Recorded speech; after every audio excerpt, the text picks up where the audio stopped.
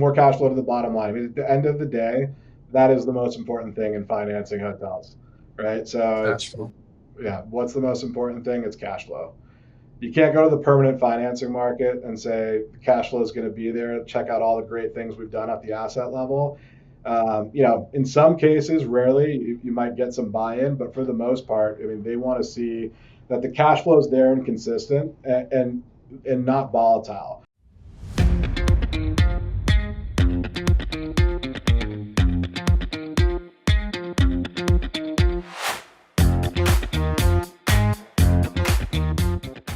Hey everyone, put your bags down and relax, and welcome to the Room Key, where we learn what lenders want so you can pretend it was your idea.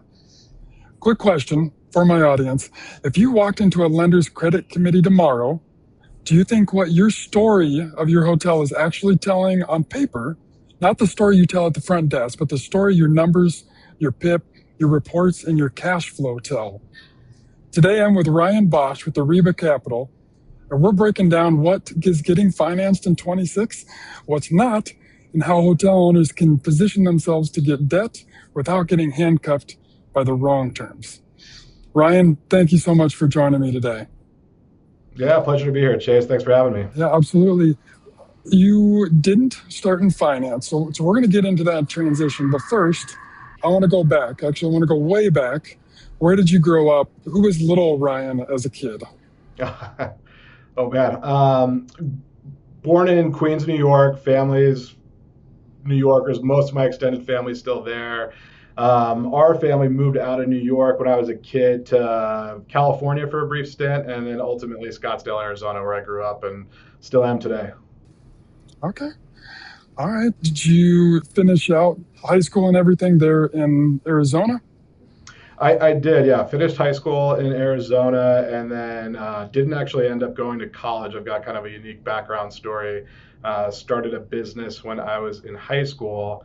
At the time, was playing professional paintball for anyone out there that's familiar with it, and started a company manufacturing soft goods for paintball. So harnesses, gear bags, jerseys, kind of everything outside of the paint and the gun and the mask. By the time I was 18 in my senior year of high school, yeah, we were doing 5 million in revenue. We had just opened an office in Hong Kong, and made the choice back then to continue running the business versus attending university. Interesting. Okay. So where did that end up? I knew a little bit on the paintball side, but I didn't know it was that big of an operation. Yeah, we ultimately grew to a pretty large company, had a successful exit right before the GFC. Timing was great. Private Nice. equity was coming in and doing a roll up in the industry, so they bought the biggest paint company, the biggest gun manufacturer, and then ourselves as the biggest soft goods manufacturer. All right, so you exit that. Awesome timing. And that's perfect for our conversation because clearly your crystal ball is going to be fantastic when we're talking about what the future of financing look like. But what did you do after that? You exit. You've been busy for years, your Yeah, so entire after adult life. my family always had a small business that my father ran, doing private label manufacturing in consumer electronics. So a lot of cell phone chargers, back in the day, camcorder chargers, all sorts of different stuff. But did a ton of business primarily with Radio Shack, Best Buy, Verizon, got into sporting goods with Sports Authority, Dick's Sporting Goods, doing all sorts of private label manufacturing in Asia and accessories. So when I was in the paintball business, we had opened an office in Hong Kong. I lived there off and on for my entire 20s, and got pretty big in that consumer product manufacturing.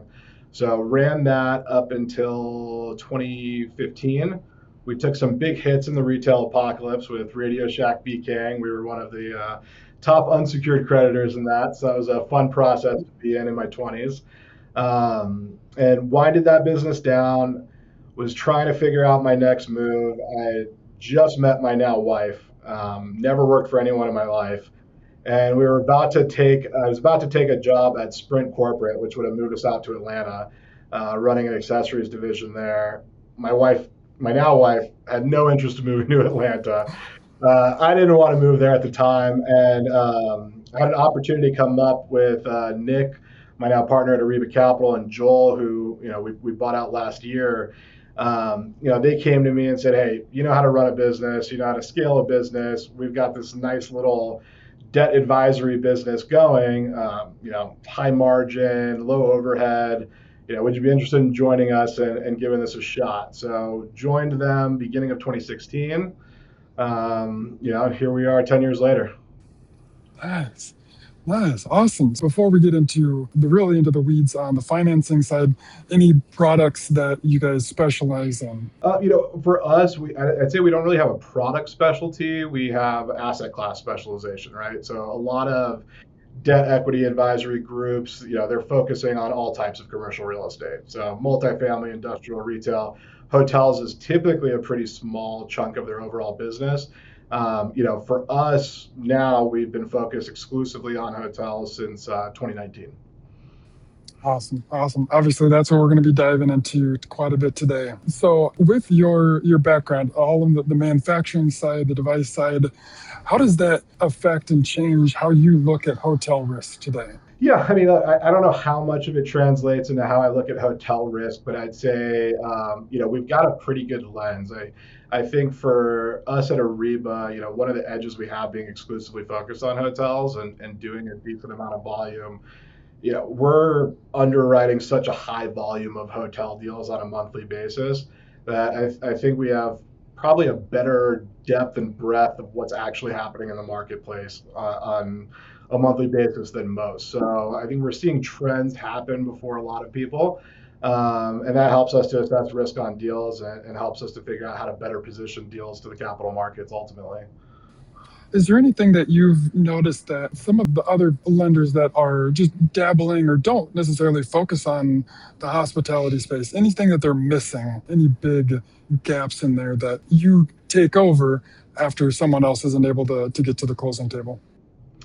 Yeah, I mean, there's all sorts of gaps for people that aren't really in the trenches on hospitality, right? I'd say the most common thing I see from lenders that don't have expertise in hotels when they're reviewing hotel opportunities, a lot of them get very focused on macro headwinds, what they're seeing in the press, right? So if you're seeing that RevPAR is flat for 2025 and it's going to be flat going into 2026, and operating costs are increasing.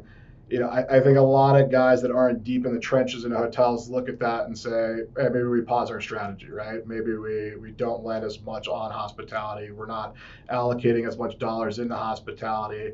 But I think the guys in the business know that, macro is important, but really what's happening in like your local submarket is much more important than what's happening on the macro picture, right? So being able to just kind of figure out the nuance of how they're looking at it, how to position the story right, to get them behind it is, there's a million different reasons people pass on deals and a million different reasons people take on deals. And I think part of our job's having a good feel and a good knowledge of what those things are, right? So being able to put the right deal in front of that right capital source at the right time. Yeah, absolutely. Ideally, on your side, when do you want to be brought in?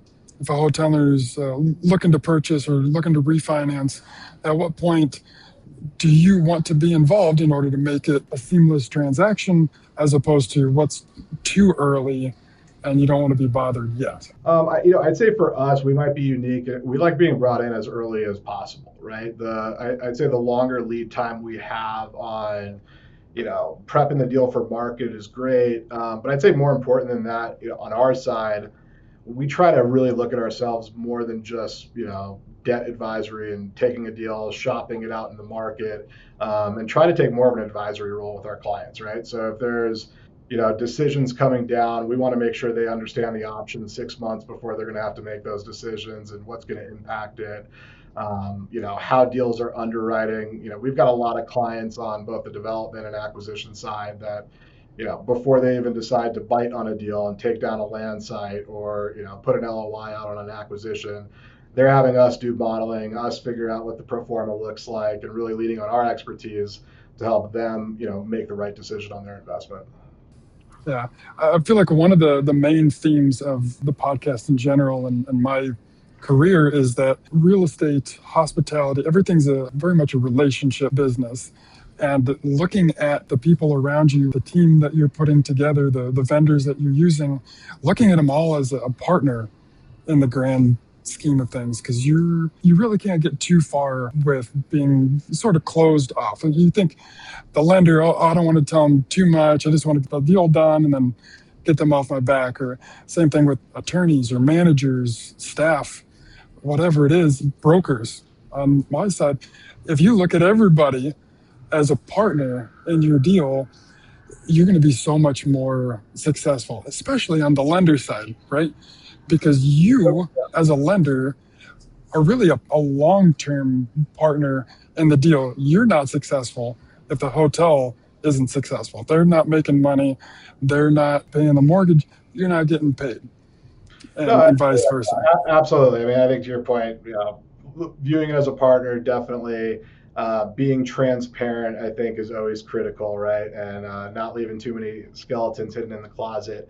And I think the other thing that, I tell guys all the time to look at in terms of lenders is, they've got the biggest capital position in almost all cases on these hotel deals, right? So they've got more capital at play and at risk than the equity side does most of the time. So, it is important to maintain that relationship. And it's important that, after you close a loan, you kind of maintain a good working relationship with those lenders, because when times are tough, that relationship's going to make all the difference. Absolutely. Yeah.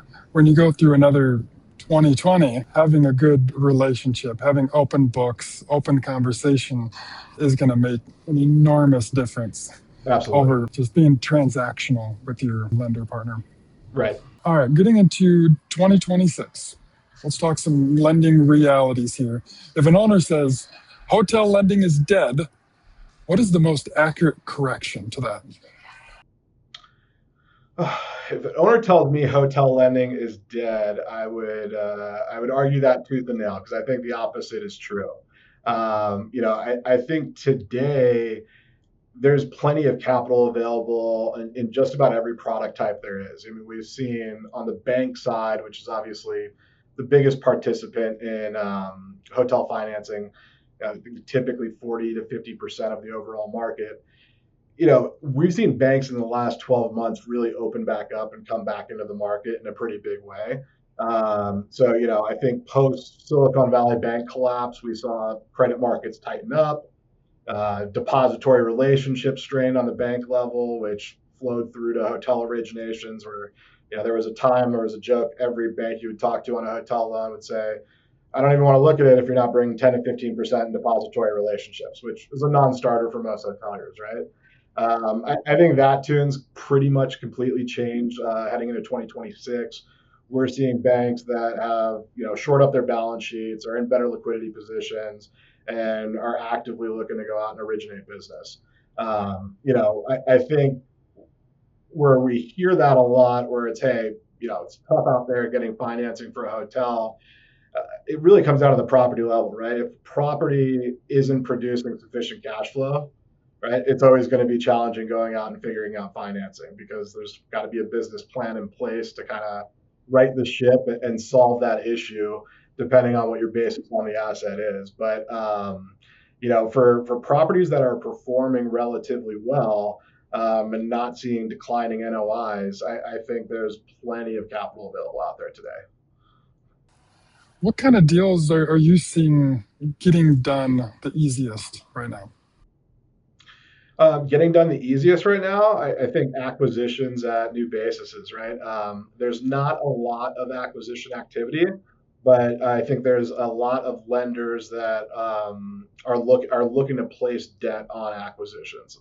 So I think if you're acquiring an asset where there's decent cash flow in place, doing a modest PIP, a change of ownership PIP, not a heavy duty kind of repositioning, I think there's a lot of capital availability out there for that right now. I also think there's a decent amount of capital out there for construction financing, believe it or not. I mean, we hear a lot that market is tight and there's not capital availability.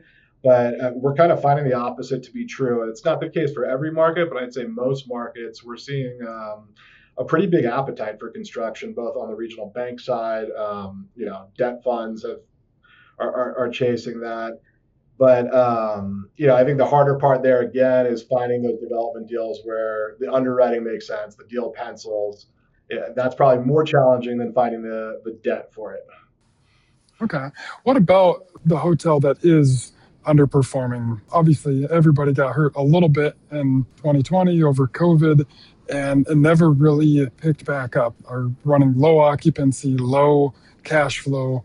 Is debt to be found on that, or what does that look like? What options are there for people that are looking to purchase those kind of assets? Yeah, so I mean, look, I think if you're purchasing an asset like that, right, where there's some type of distress, right, on the asset, it's got declining revenue, property's in poor condition, there's definite capital availability for that. Now, you're not going to, in most cases, you're not going to get bank financing or permanent debt financing. You're going to be in the bridge loan space and looking to private debt funds, hard money lenders in the small balance space. So it's going to be a more costly cost of capital. But really, I mean, we kind of look at it as you're buying this asset to reposition it. There's going to be a business plan that goes into it, right? You're going to do an operational transformation and changing out management. Maybe it's a brand repositioning, heavy duty PIP and CapEx investment going into the property. There's definitely capital available for that. We're doing deals like that all the time. I think the key part is just having a real solid business plan going into that and being able to translate that to your lender to give them faith that you're going to be able to execute it. Yeah, yeah, absolutely. Walk me through some of the lender buckets right now. Banks, debt funds, private, other PACE. What do they understand before they pick a lane? Yeah, I mean, I think for every owner, you got to ask yourself what's important to you, right? I think the first kind of thing that we talk about when we're talking with clients is, are we looking for non-recourse financing? Are we looking for recourse? Are we okay with recourse?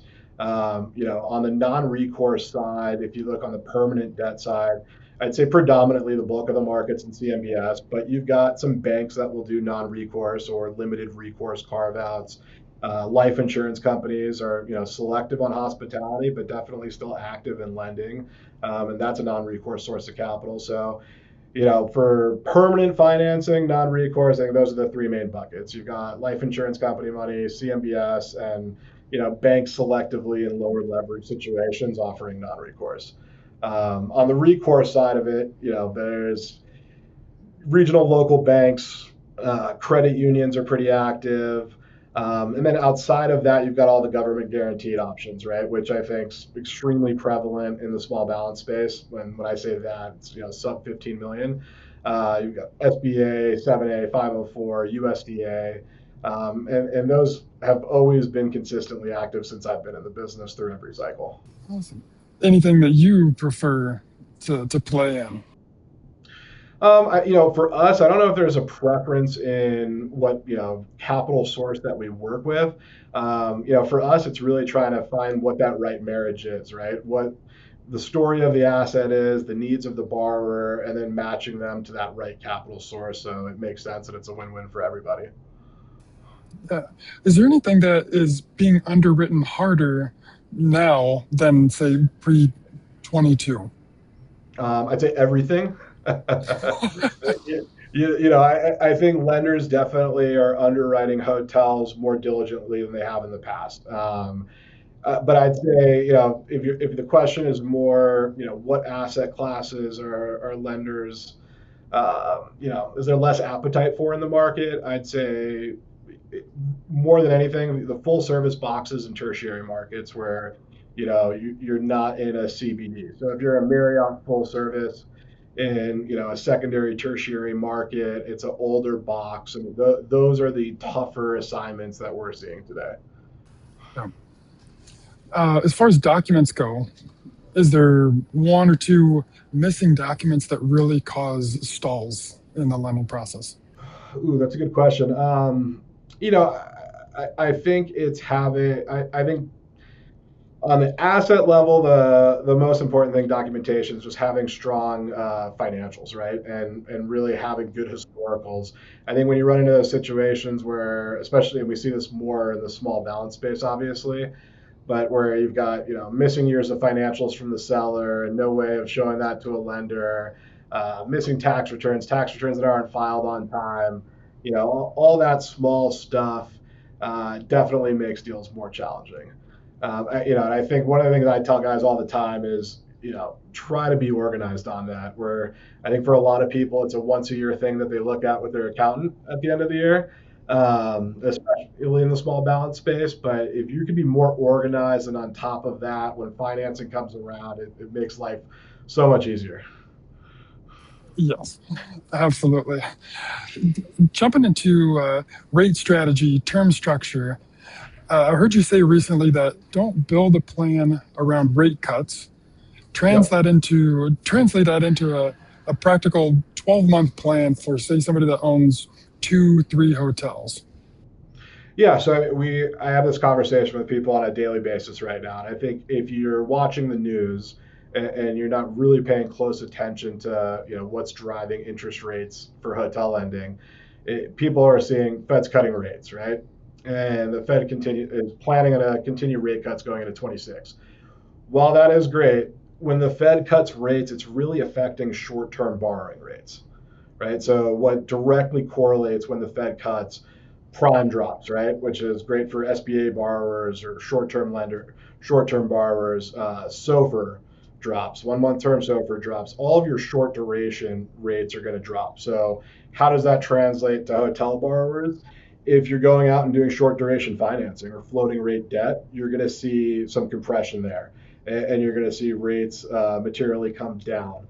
So that's great for construction financing, where construction financing rates have been elevated for a while. We're finally seeing some relief there.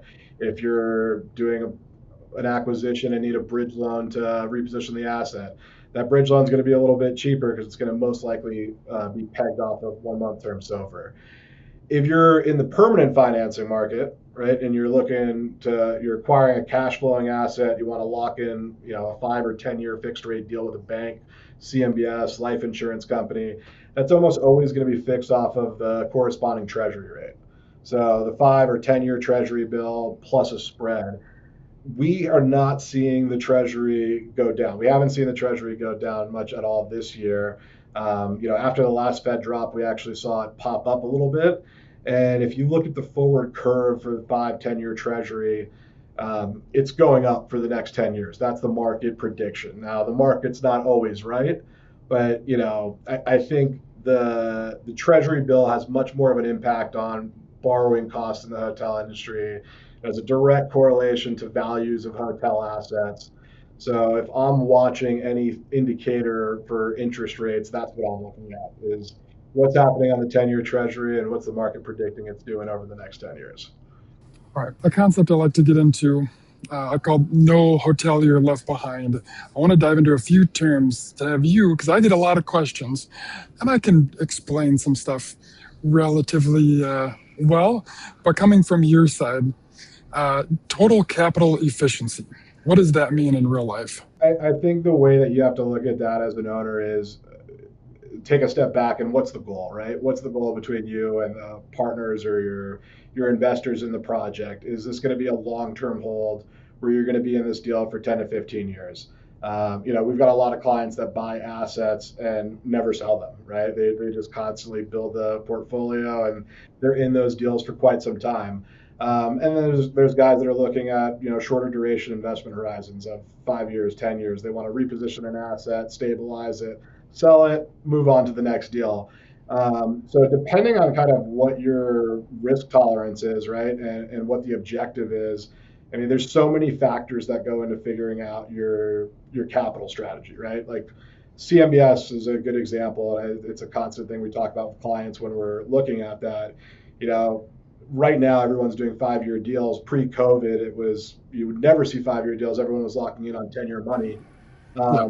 And the question becomes, if you're going to go in and lock in 10 year money on a CMBS transaction today, and that's great. You're getting a good rate. It's underwriting well. Maybe you get full term IO.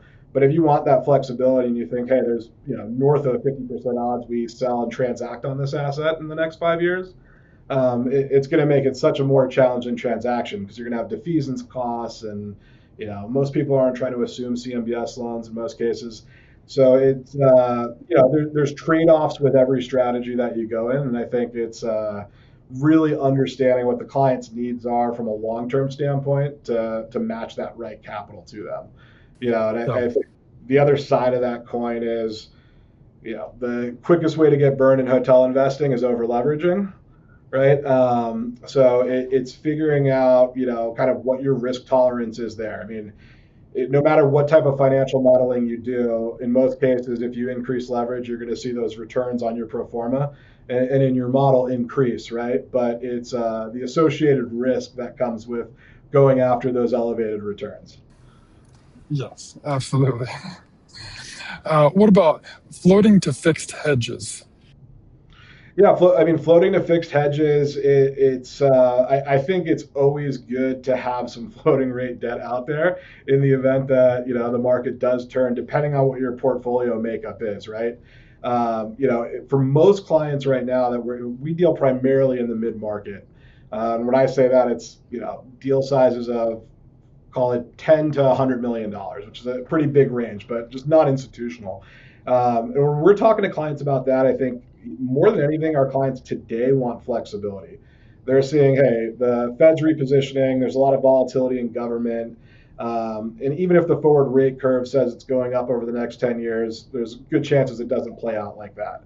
So, they might want to hedge that and have some floating rate options, or maybe not even floating versus fixed, but, maybe they're putting more weight into prepayment flexibility on loans, right? So if they lock in a deal today, where maybe there's a 5 4 3 2 1 prepay on a local bank deal, and there's a deal from a credit union where it's 15 20 basis points more on spread, but there's no prepayment penalty. So if rates drop, we could pivot, 24 months down the road.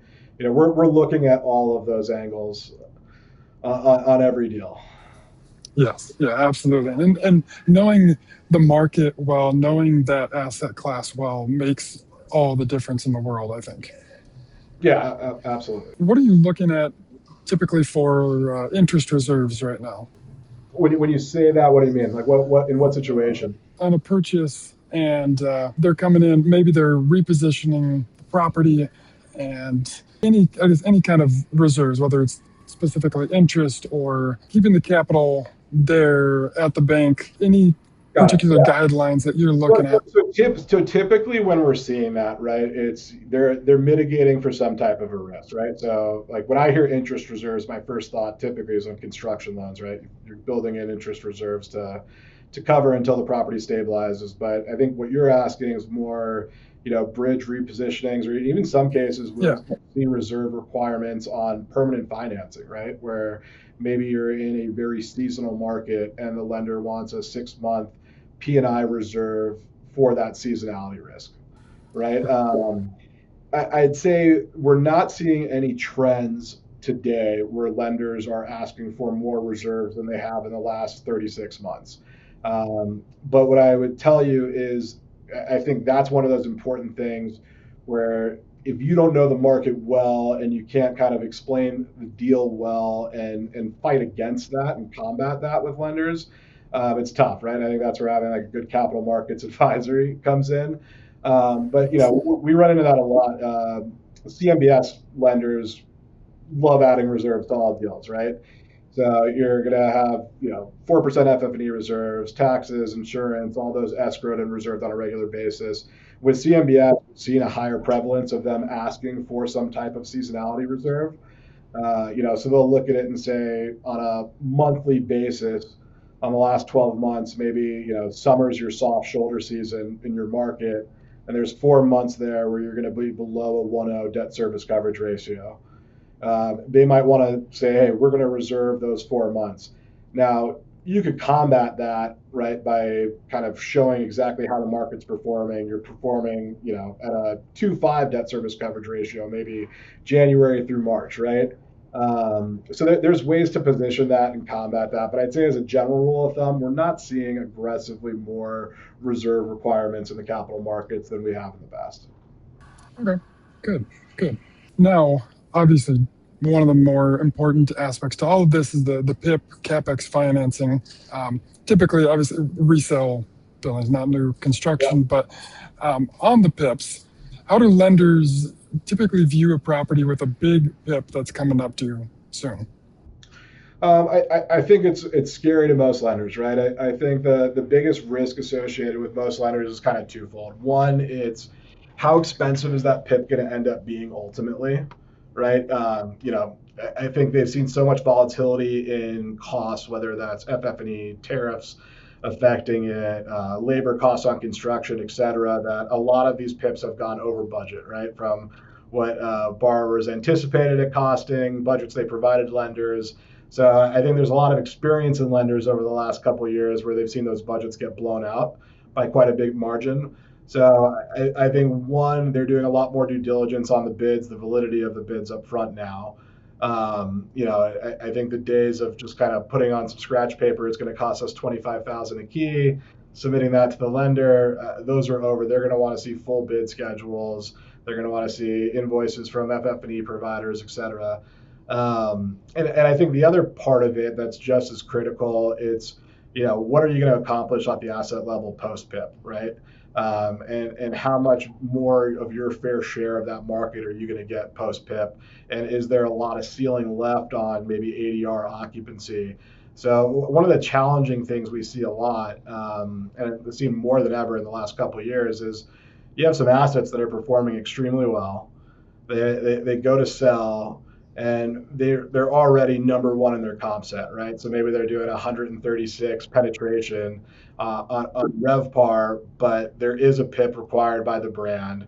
You got to put 3 million more into the property, and the question becomes, are we really getting any more revenue upside there, or are we, putting all this capital into the asset, increasing the basis, and now our debt service coverage ratio is going to be dropped, for the next 36 months after this capex is in, because we're not going to see the lift that we expected from the PIP. So, a lot of nuance in there. It really depends on the asset, what's happening in the market. But yeah, there's a lot to do there to sell that story well, I think, for the capital markets and to execute that business plan well. Yeah, absolutely. And PIPs are one of those things that it's always on topic because even if you have 10-year debt, even if you just finished the PIP, everything's completely renovated, you're probably looking at something within that time period. Now you've got a lot of time to bake into it and make sure you're saving up and doing what you need to. But what about a deal somebody's looking at, they're 2 years out from the next PIP, but you have nothing from the brand yet. So, and it's coming. It's pretty near term, but you have no idea what the costs are going to be, what the requirements are going to be. How do you view that overall? It's one of the most challenging situations we see, right? Where you've got refinance maturity coming up. You don't have a PIP for another 2 years, maybe even 3 years, but it's going to happen during that term of the loan. And it's going to be, obviously a large CapEx spend. So from a lender standpoint, I mean, a lender never wants to be in any position where they could lose the flag on the collateral that they're lending on, right? It immediately will diminish the value of that asset, and put the bank in a worse position than they were going into the deal. So they're going to want to find some way to have reassurance that you're going to have the capital to do that, right? So, the most common thing we see is, some type of a structure where you're putting a reserve amount in up front, or you're capitalizing in a reserve amount up front to help offset that PIP cost.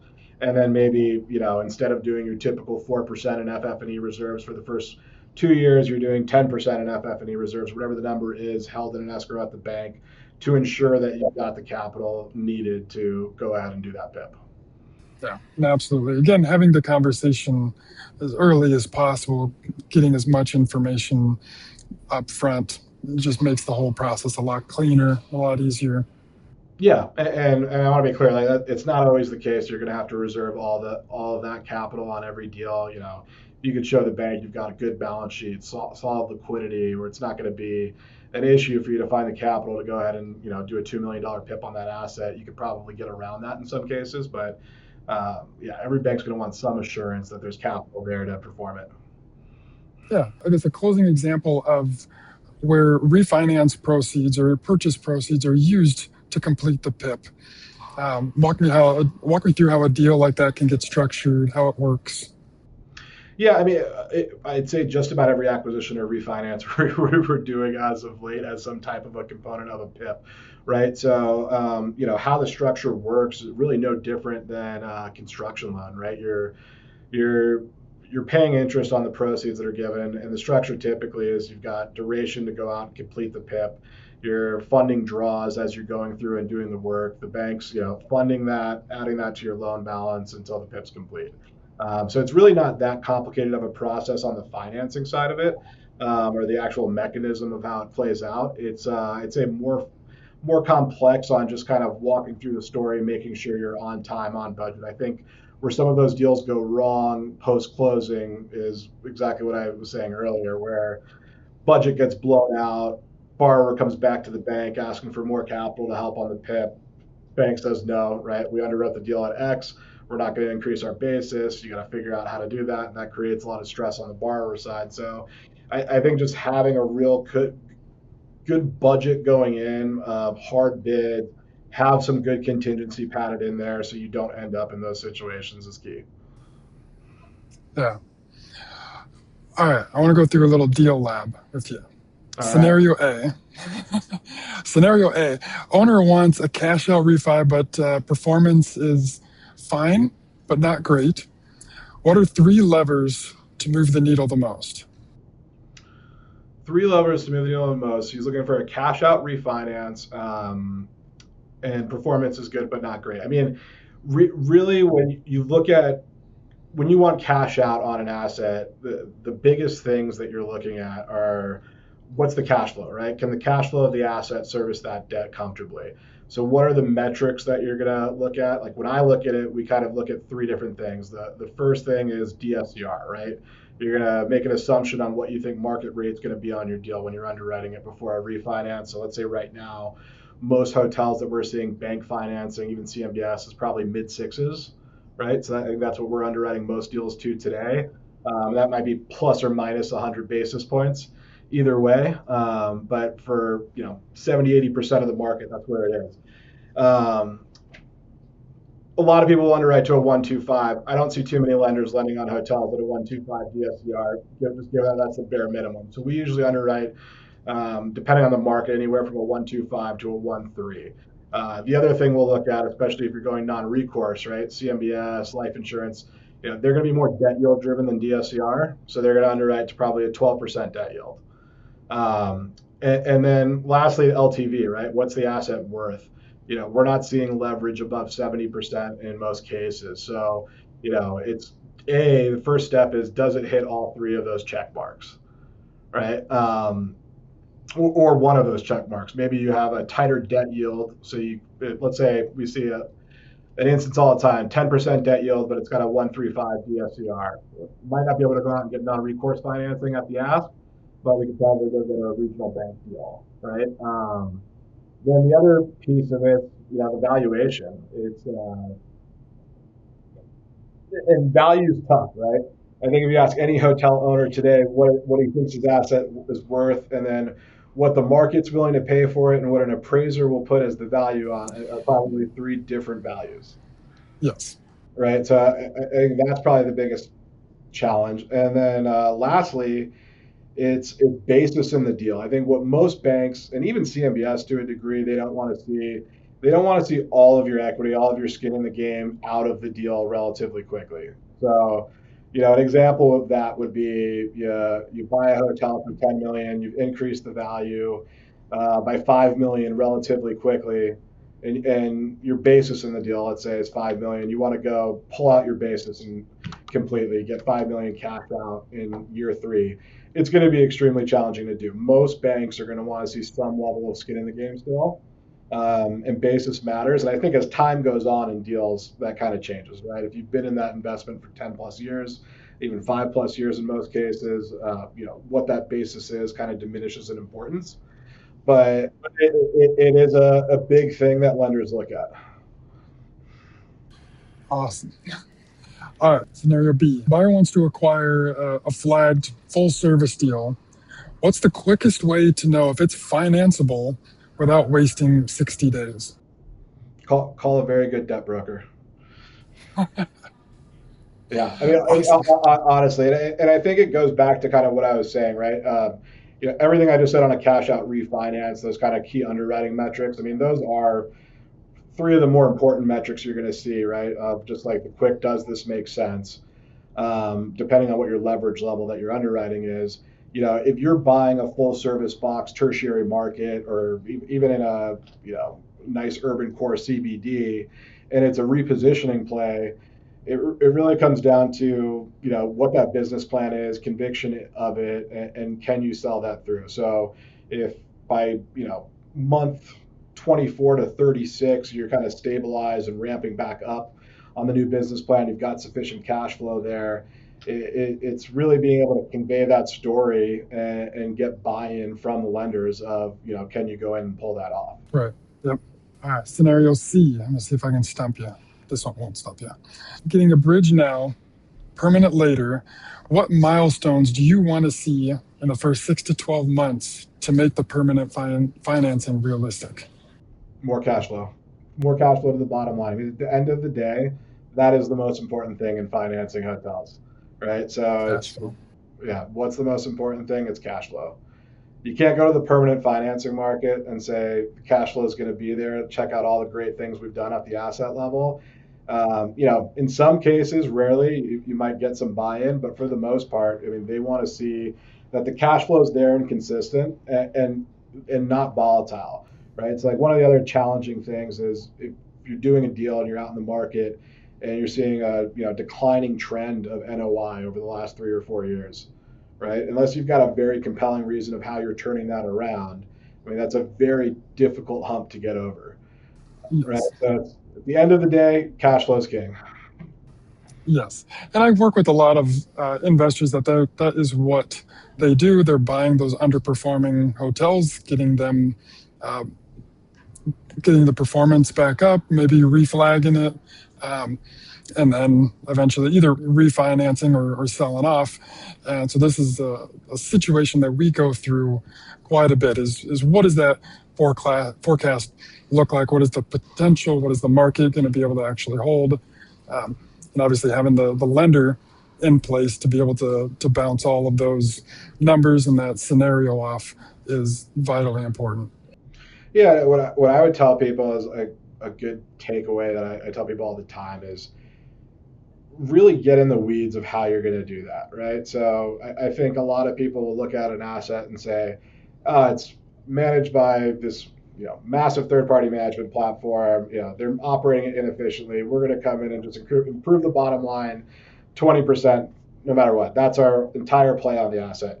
That's great. That might be the case, right? But I've never had a hotelier in my life tell me they're going to do a worse or same job as the last guy. Everyone's going to do a job, right? But being able to really like take that and then show the how, right? So it's, hey, this guy's managing this asset. It's overstaffed. Here's exactly how we're going to reduce that, and here's how we're doing that in our other portfolio, right? And being able to show that you know how to do it. You can tell them exactly how you're going to achieve that, and really be prepared to get into the nitty gritty. I think that's one of the biggest things that has an impact on financing. I mean, just being able to pull that off the cuff in conversations with your lenders when you're on a conference call, right? And the underwriter brings that up, and having those answers readily available is huge. And same thing for demand drivers. I mean, you'd be surprised how many times we're on a call with someone who's looking at an acquisition or like, what's the makeup of the demand in this market?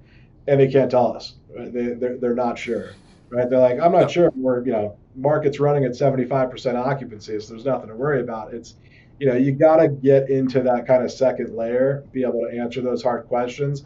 And the more you understand about what's driving that asset, both the operations and the demand side, and can convey that story, the easier time you're going to have in the capital markets.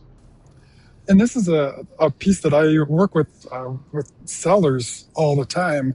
And I'm very upfront before we go into the listing. I said, I'm going to ask you for an obscene amount of information. I want to know everything about this property, because when I package this and take it to the market, my buyers are going to ask me all of these questions. And what I don't want to do is come back to you 5 times a week asking more and more questions. I want to have everything laid out up front so that when I package this, when I'm talking to the buyers, they can come up with their plan, put it in effect, have the conversations with the lenders in order to put the LOIs in and actually get to the closing table. Yeah, no, it makes all the difference in the world. All right, if you were to own 2 franchised hotels today, personally, what are you going to do in the next 90 days to improve your financing options without spending a fortune? What am I going to do in the next 90 days to improve my financing options without spending a fortune? I mean, I'm not a hotel operator, right? I'll be the first person to tell people that, right? My expertise is in figuring out how to sell the story and find the right capital for the right deal. My expertise isn't in operating hotels, but what I can tell you, I think a better answer for me would be, where are the opportunities to buy going into, this next cycle and in 26? And, from what I see and even where I'm investing personally, we're seeing a lot of really good opportunities to buy at incredible bases, right? Where, people are taking haircuts on deals that were overvalued, that they might have acquired during COVID and over leveraged on, handing keys back to CMBS lenders or banks. And I've seen 4 deals in the last 30 days where asset values were north of, let's say, as an example, 35 million pre-COVID 2019, and today, on one of those assets, I have a client picking it up for 15 million, right? And we have conviction that that market is going to come back after some dislocation. So I think there's a lot of real good opportunity going into the next couple of years. There's also not a lot of new supply coming into most new markets, so I think that's positive. And I think there's still development opportunity in a lot of these markets, believe it or not. Yeah, I agree. What are some red flags that owners don't realize that they're waiving when talking to lenders? I think one of the biggest things we see is just something that they don't disclose right out of the gate, right? If they've got some big issue, whether it's legal side lawsuit, employee lawsuit. I'm trying to think of examples. We've seen everything under the sun, as you can imagine.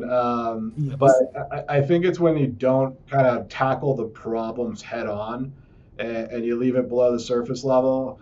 You don't want the lender uncovering that on something that you didn't disclose, right? Like there's no other way to erode trust and kill a deal and throw it off track than that. And the second thing is, again, I think just having your ducks in a row, being able to really speak with conviction of why it makes sense for the lender to park their capital there, right? And that it's a safe place for them to put their capital. They're not going to get burned on that deal. Hotel financing is always difficult because hotels is a tough business, right? We've got a real estate component, we've got an operating component.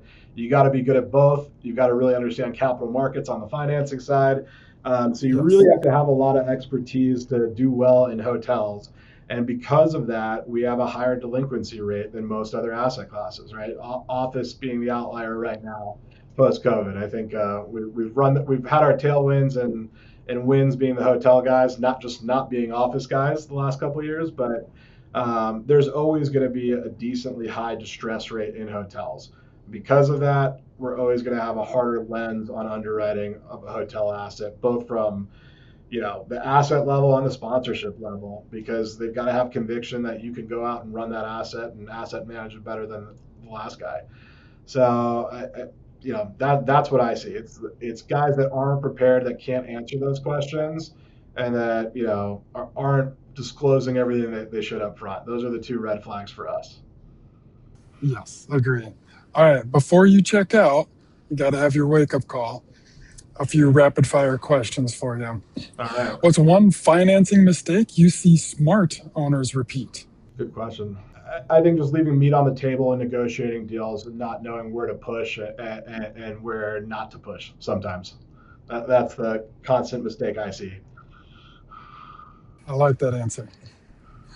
What's one metric you wished every hotel owner tracked monthly before they ever call a lender?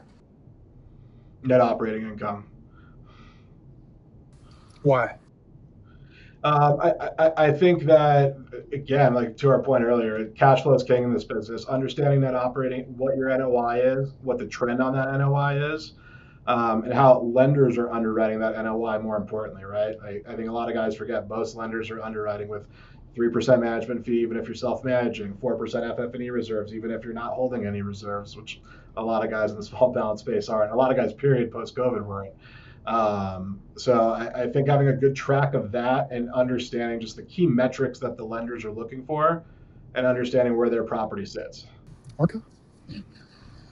Bank, debt fund, or private capital, who's most misunderstood by owners and why? I would say debt funds, private capital, just because there's so much more structure and nuance there. You know, doing a deal with a bank, you pick up the phone with the banker, you could work through most issues. You look at the loan documents from a regional bank versus a credit fund. Regional bank loan docs might be 50 pages. Debt fund loan docs might be 150 pages for the same deal, right? There's just so many more structure, covenants, et cetera, on the debt fund side, but there is a use case for it, right? I think the thing I see a lot from borrowers is, if they're looking at debt fund options, they'll say, yeah, I've never borrowed at that cost of capital. I'm never doing it. But, there are situations where it makes sense, right? If you have conviction in the strategy, you need to get over something. It's not a bank financeable deal. There's a time and a place for everything. Absolutely. Absolutely. You gotta be open. And again, you gotta be open to actually partnering and trusting the people that you have in front of you. Making sure you have people you can trust and are trustworthy, of course, have the track record, have the expertise, but actually trusting that partnership. Yeah. If someone is going to remember one sentence from today, what would it be? I think the takeaway I would give you more than anything is, if you're not an institutional hotelier where you've got a deep bench of capital market professionals in house, bringing on capital advisor early on, even just as a sounding board. I mean, I've got clients where we've done one deal in the last 5 years. I talk to them every month, and they're asking me questions constantly. We're there for them. I think building out a good team, advisory team around you, right?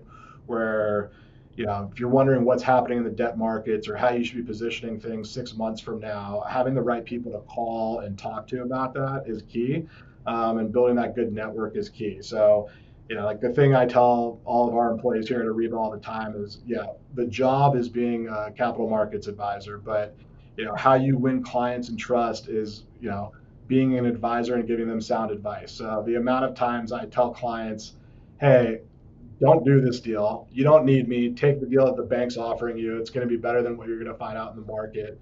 Or don't buy this. Or yeah, I could go get this loan done for you, but you shouldn't do it, and here's why. Right? I think we've probably lost a lot of money over the years giving sound advice and not doing deals that we could have gotten done. But long term, we've built up incredible client trust over time, and we think it always circles back and pays dividends down the road. Yeah, absolutely. And if they get sideways on a deal, they're probably not buying anything else in the near future anyway. They gotta make up those losses first. So Exactly. yeah, it definitely makes a lot of sense. Ryan, thank you so much for your insight, all of your answers. Is there anything that I should have asked that I didn't? No, I mean, look, I think we had a pretty good conversation, so I appreciate the time, Chase. The only thing I would say is, anyone out there listening, if you've got questions on a specific deal or just want to understand the debt landscape, I mean, at any time, reach out to myself or any of our guys at Arriba Capital. Our phones are always on, and we're always happy to give guidance, whether we're actively engaged on a deal or not. Yeah, and we'll link everything on the show notes. So if anybody has any questions, they'll be able to find you easily. Awesome. Awesome. Thank you so much, Ryan. I appreciate you coming on. Likewise. Thanks for having me. Take care. Yeah, thank you.